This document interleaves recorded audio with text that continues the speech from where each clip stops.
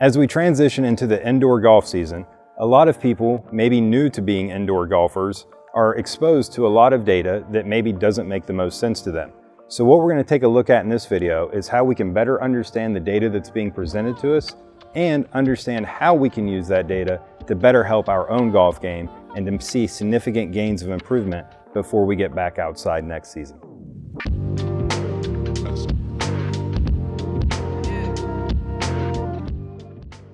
So I've already hit a few shots and we have some data up on the screen. And what you'll notice when you come in to measure golf is that we have it pre-sorted for you already. And this is generally what you'll find when you come in. And if you don't find this, you very easily can change the numbers that are present to you by going in and selecting the tiles that you would like to look at. But generally speaking, the reason we lay the tiles out this way is because it tends to be a very effective way to look at how your golf shot is performing. So the first two numbers that we see club speed and ball speed. Now on this particular shot here, I was actually using a 8-iron, not a 9-iron. I messed that part up, but I want to be truthful to the audience. So I was actually using an 8-iron first 3 shots of the day, not so shabby. But when we hit these shots, we want to know, are we doing a good job? So the first two numbers that we look at, once again, are club speed and ball speed. And the reason that we look at those two numbers is because we want to kind of think of the input and the output. So generally speaking, a lot of people will talk about a number called smash factor. And smash factor is one of those numbers that I don't think is very beneficial when it comes to looking at iron and wedge play. And the reason for that is because smash factor tends to be a number that people have and try to make higher. So if they're smashing a 7-iron at, let's say, 133, what they're going to say is, well, if I smash one at 140, that's better. And they're not necessarily wrong. They are creating a higher smash factor. The problem is to create that higher smash factor, we have to make the ball speed higher relative to the club speed, which generally means we have to take loft out of the equation some way, somehow. And when we start doing that, generally we see more of a predominant right to left ball flight, which is why Trackman tends to really increase smash factor with a ball moving right to left because of the loft component. So we don't necessarily want to chase smash factor when we're using our irons because we want our irons to fly high, land soft, and have plenty of stopping power on the green. And we're going to talk more about that and some of the numbers later on. But for right now, we just want to introduce the idea that we look at club speed, and that can be thought of as input, and we look at ball speed, which can be thought of as output. Now, we can talk about the relationship between those two things and whether it's good or not, but generally what we're trying to look for in a practice session is we want to see consistency. So one of the nicest things that Trackman provides for us is we have the information up for that particular shot.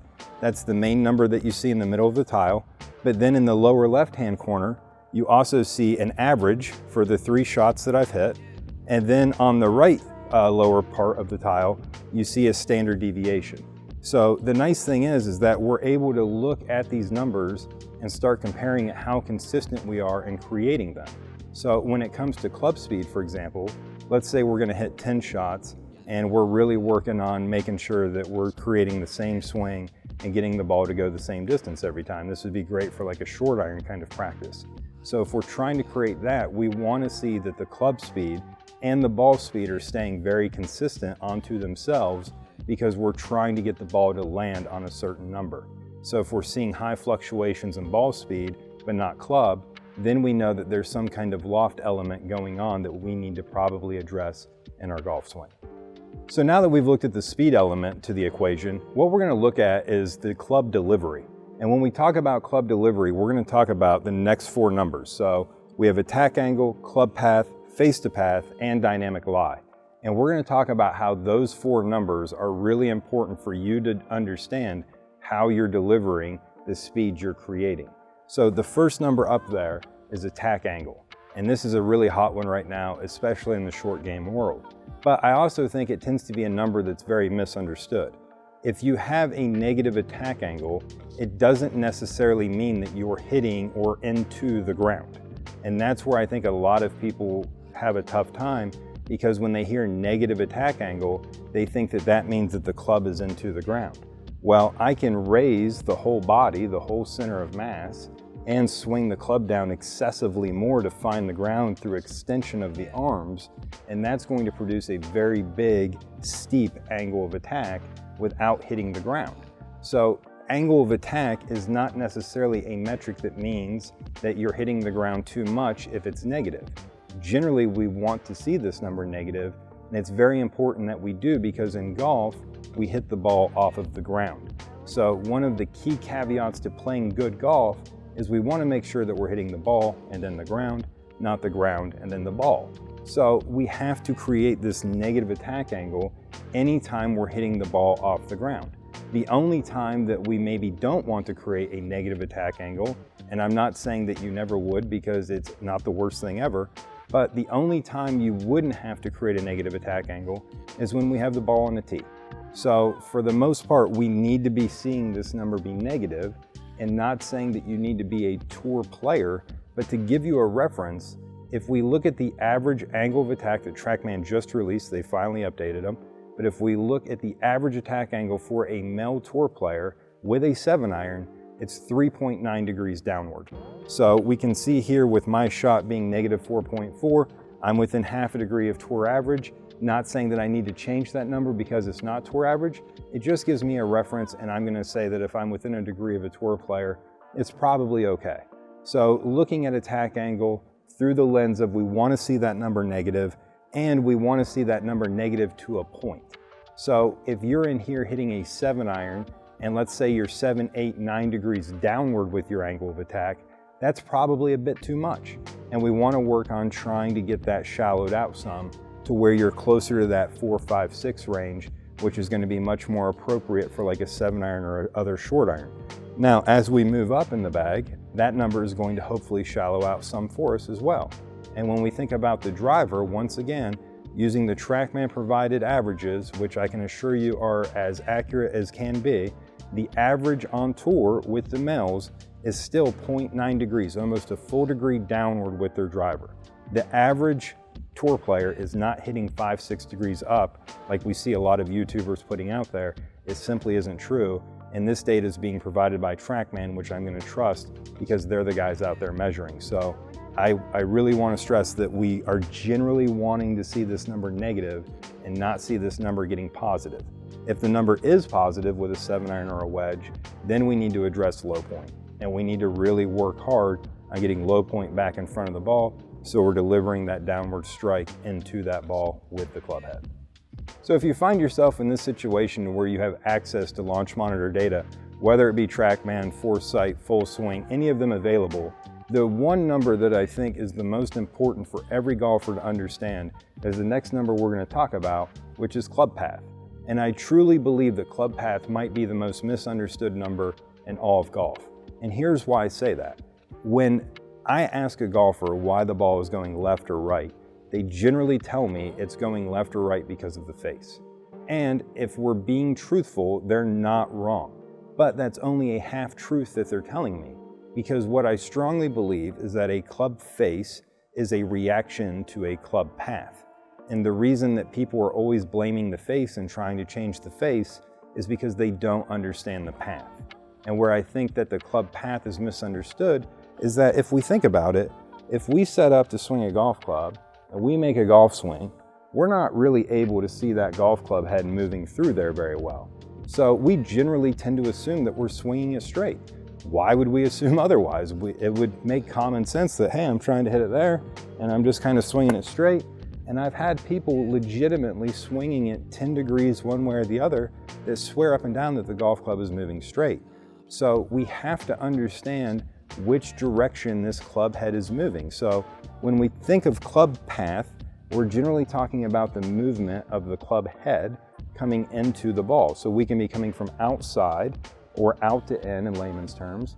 We can be coming from inside or in to out in layman's terms. And generally, if we're coming from inside, we're going to produce a shallower swing versus coming from outside, which is going to tend to produce a steeper swing. So we generally want to think of club path as the left and right movement of the club head coming into the ball. It's a nice way to kind of think about it. And what we want to shoot for is we want to shoot for predictability. I know everybody likes the word consistency. I like predictability, and here's why. If you are swinging it left every time, I'm okay with that. If you're swinging it right every time, I'm okay with that. If you're neutral every time, I'm okay with that. But what we don't want to do is we don't want to have a club path that reads negative, which would mean leftward or out the end, and have a face pointed to the right. Just like we don't want to have a path that's way to the right and a face that's pointed to the left. So we generally want to start figuring out how to manage our club path. But before we can manage a path, we first have to understand what it is, which Trackman does a wonderful job of providing for us. So generally speaking, if you are trying to improve, we want to see a club path that's somewhere between 3 degrees one way or the other. So between -3 and +3 is kind of a nice way to think. We don't want to see the club paths, we don't want to see the club head swinging excessively leftward or rightward relative to our target, because then we're going to require more curve to get the ball on target. And one thing that we don't want to have to introduce to the golf ball is curvature, because that creates unpredictability within the ball flight. So we've talked about the path and how it's very, very important when it comes to the face, because when we swing the club path in a direction that isn't at the target, we're going to require the face to try to create the curvature in order to get the ball onto target. So when we look at this relationship, generally a lot of people will look at just the face angle number, and the face angle number is important. However, what I choose to look at, and what you'll find here at Measured Golf, is that we put up the number face to path, because what I truly believe is important is reducing curvature. And if we can reduce the face to path relationship, then we're going to be able to reduce that curvature as well. So looking at this particular shot, if we know that the club path was -0.2 degrees to the left and the face was 0.3 degrees or 0.3 degrees rightward of that path, then we would know that my face angle would have been 0.01 to the right. So we can do the math and reverse engineer that. However, I think it's much easier to kind of think of face to path relative to face.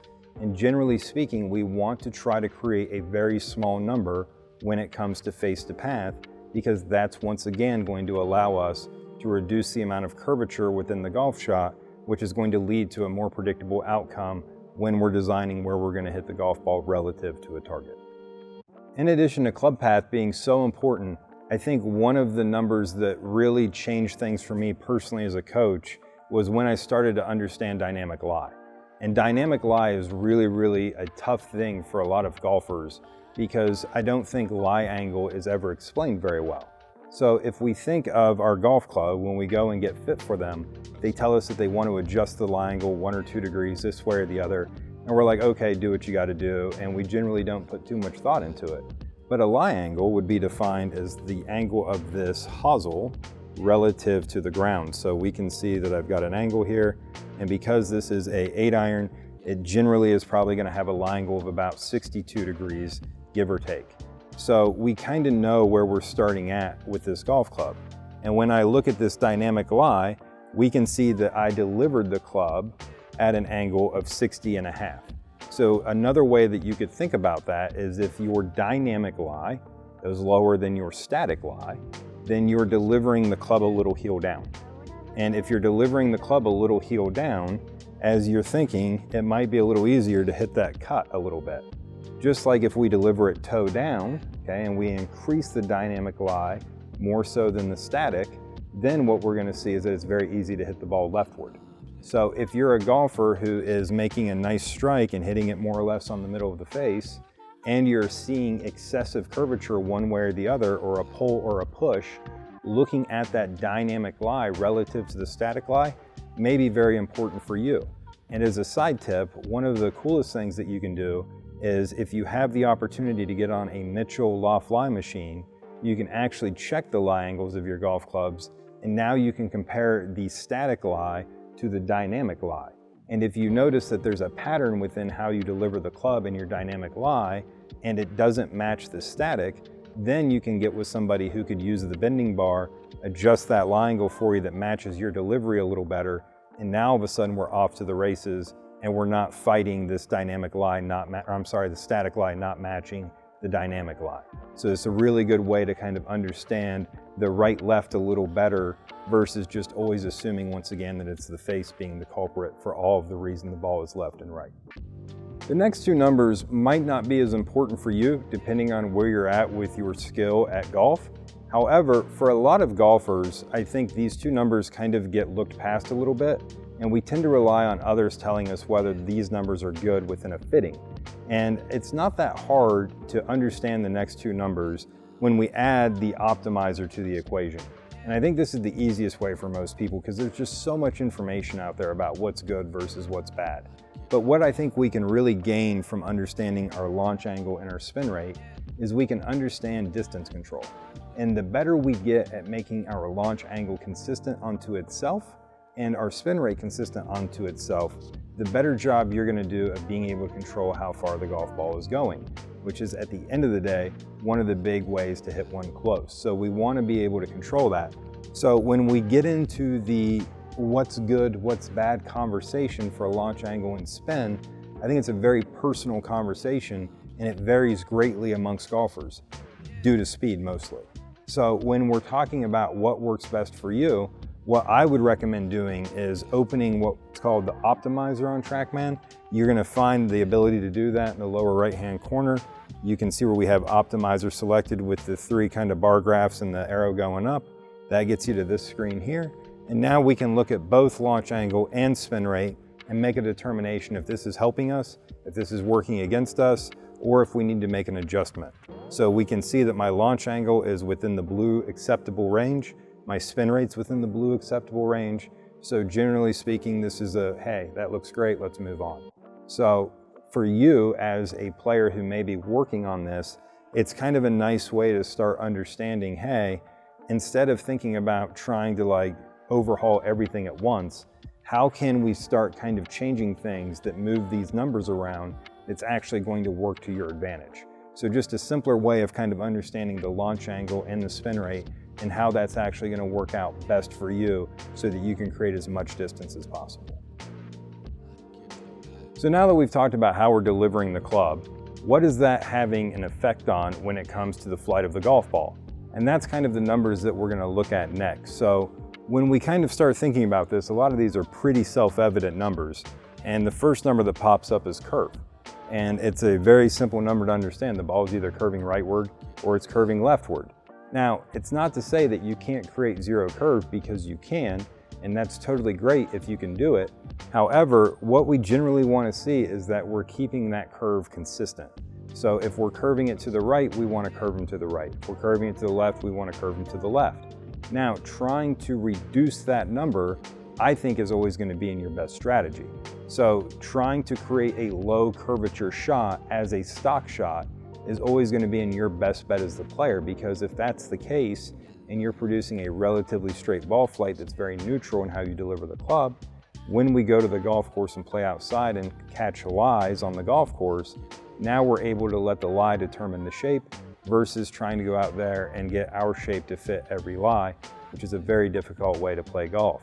So reducing the curve, I think, is always in your best bet. Now, the next two numbers being grouped side by side, I think, is very interesting as well, because you can see that we have height and then we have carry. And those two numbers really are important, because in an effort to get the carry number farther and longer and to think we hit our golf ball farther, a lot of people have sacrificed their height to do so. And they hit the ball very, very low, which doesn't create a very good land angle, which we'll talk about more in just a moment. But when we're looking at the height, a good rule of thumb is that we want to be trying to get the golf ball, 80, 90, 100 feet in the air. That's not a bad place to be if you're kind of a normal human being walking around the streets. If you carry more speed, then your window's probably closer to 130 feet. But generally speaking, we want to look at this height number and have a good understanding of how high we're hitting it. And generally speaking, we want to try to optimize that with our launch angle and our spin rate, as we already talked about. But creating a nice high trajectory is always going to be in our favor because of those dreaded front pins, and we want to have the ability to land the ball softly onto the greens. So creating a nice height that's somewhere in that 80, 90, 100, even up to 130 if you're a higher speed player, never a bad idea. Carry is pretty self-evident. I don't think people look at this number enough. Carry is super important when it comes to figuring out how far your ball goes, because if you've ever played golf before, generally when we're hitting shots with clubs that aren't teed up, we don't want the ball rolling around the ground. We want it to come to a stop and land soft so that we can attack pins and try to make putts. So we want to make sure that we're doing a good job of creating a good scenario for us to be able to do those things. So the carry is very, very important because we need to understand that number. We need to know that this club can carry whatever is in the way of us getting to our target. And if we only know the total number, that doesn't give us the whole story, because we're not always going to have the opportunity to bounce that ball into a target. So we need to understand how far the ball travels in the air, and more importantly, how quickly does it stop. So very, very important things to understand with the carry. I think that you should only be looking at total when it comes to your driver, just for the record. We're gonna look at that more in just a sec. But we've got side and side total. So the reason that I've got both those numbers up there is just, once again, we want to see how quickly this ball stops. So it stopped within 3 inches of landing. So it had plenty of stopping power, but you can see that side is relative to the white line down the middle. So you can think of that as, exactly on target. And then the ball landed, that's why it's side. So it landed 3 feet 2 inches right of that white line. And then it rolled another 3 inches additionally to the right for a total of 3.5 feet. So generally speaking, I don't always have the side total up when people come in, but I think we need to understand that the ball isn't hitting and rolling forever. Once again, carry is kind of king when it comes to thinking of distance, because the only time total really comes into play, once again, is when we're driving that golf ball. So with the final number being total, that's the reason it's up there, because we can see that this shot totaled 156.8, but that's assuming that it hit a fairway. That's not assuming that it hit a green. So that's where I think people really start having a difficult time in separating carry from total when it comes to their iron and wedge play, because once again, iron and wedge play, we need that ball to stop. So hopefully this is helpful and gives you a good understanding of some of the numbers that we can start looking at and how we can apply those numbers to our own golf game to try to get this storm calmed down a little bit. So as we talked about with height, launch angle, spin rate, we need to get this golf ball stopping when it hits the ground. And the angle that we produce from the apex of the height back to the ground could be measured as an angle, and we call that angle the landing angle. So when we look at land angle, generally speaking, we want to be creating at least a 45-degree land angle.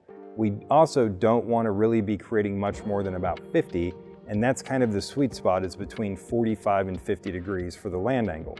Now, you can hit shots that maybe don't necessarily get to that 80-foot mark like we talked about with height, and still create a good land angle due to the spin rate of the golf ball. So a lot of people will not look at land angle and only look at height, and I think it's important that we understand the whole picture and not just part of the equation. So for many of us coming from outside, this world can really seem like it's way too data-driven and very confusing. But hopefully watching this video has helped you understand how we can group some of this data together and use it to better understand our own golf swing, and better yet, make some improvement heading into next season that we know is going to be sustainable, because it isn't simply what we feel, but actually something that we can measure. So hopefully this is super helpful for you.